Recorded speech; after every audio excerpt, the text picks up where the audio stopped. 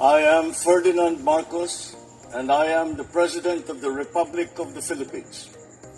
I stand today on behalf of 110 million Filipinos. Hey everyone, hello universe, it's me again. Shout out sa mga Marcos Lely supporters, Filipino and OFW. Si Secretary Gibo, mga kababayan. Hinamon yung mga tao. Nagunga yung tinatawag na third force. Wow. Yung mga yung mga nagpaplano or nagpapalutang tungkol sa kudita.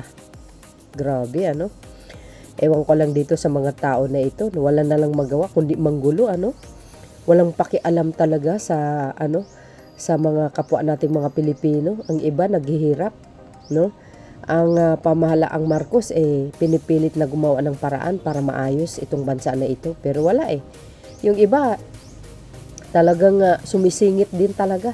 Gustong-gusto nila talaga na gulo, pabagsakin ng gobyerno, Parang hindi mo mawari kung anong klaseng mga tao na ito, halang ang kanilang mga bituka. Sabi dito guys sa sa PTV4, sabi diyan kuditami by third force. Agay. Ayan nako po. Panoorin, hinamon ni Defense Secretary Gilbert Chodoro Jr. ang mga grupong nagpalutang ng kudita may laban sa gobyerno administrasyong Pangulong Marcos Jr. Ewan ko. Hindi nila iniisip yung kapakanan ng nakakarami, sa totoo lang. Ito yung mga tao na talagang kumbaga greedy ba? Eager na makaupo sa posisyon o maangkin ng ang Malacanang, yung pwesto maging pangulo, tapos iupo nila yung gusto nilang iupo na wala namang alam sa pamumuno, 'di ba?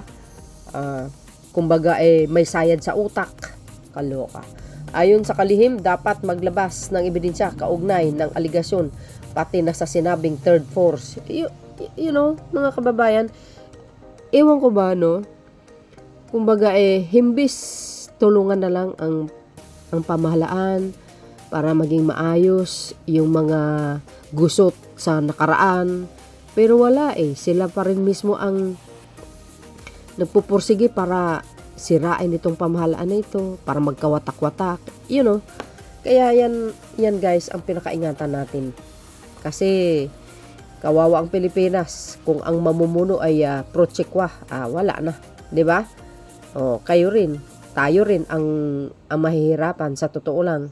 Kaya maging maingat tayo, So I think itong mga salot na ito, wala naman siguro kalaban-laban ito, Subukan lang siguro nila manggulo. Diyan mo makikita talaga. Pupulutin talaga sila sa kangkungan, sa totoo lang.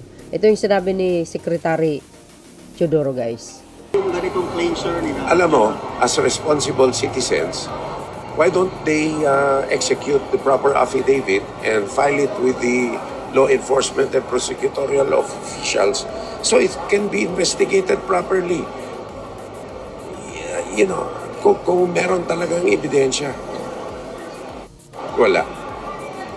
So yung ganitong claim, sir, Alam mo, as responsible citizens, why don't they execute the proper affidavit and file it with the law enforcement and prosecutorial officials so it can be investigated properly? Yung ang akala mo na argabyado sila, lahat sinisisi nila sa Pangulo, hindi nila nakikita, yung pamumuno ng Pangulo ay maganda naman, pero sa kanila patay mali, deadma, sinasabi, walang nagawa do yung gobyerno na ito, sabi pa ipalit na lang yung isa, kasi para gumanda daw ang ekonomiya ng bansa. Sus Mariusip. Yung mga ganyang klaseng pananaw sa buhay na walang kakwenta-kwenta. Kung yung ama niya nga wala namang nagawa 'di ba? Puro patayan dito, patayan doon. Paano nasabi ng mga alipores niya na ang gobyernong Marcos walang nagawa? Bulag ka ba? 'Di ba? Ito nila makaupo. okay lang sana kung kung baga eksperyensado siya sa pamumuno ng isang bansa. Okay lang sana kung maabilidad siya, matalino. Kaso wala parang kung magsasalita nga yung mga tao na yan parang bumabatak sila out of this world yung mga sinasabi nila. Yung nakakahiya yung mga ganitang mga, 'di ba? Nakakahiya sila kasi masyado silang assuming. Feeling nila malakas sila masyado. Sobrang lakas nila. 'di ba? Pero hindi nila iniisip na ibubuto kaya sila ng gobyerno, ng sambayan ng Pilipino. Yun ang tanong, mga kababayan. Nakakairita lang yung mga ganitong tao kasi pilitin nila talaga agawin yung Palasyo de Malacañang. Ang tanong, may kakayahan kaya sila? Kasi nakikita ng pamahalaan kung gaano sila katuso, halang ang bitukan nila, 'di ba? Wala naman silang nagawa ng maayos Bakit? Nung namumuno ba ang kanilang poon, gumanda ba ang ekonomiya ng bansa?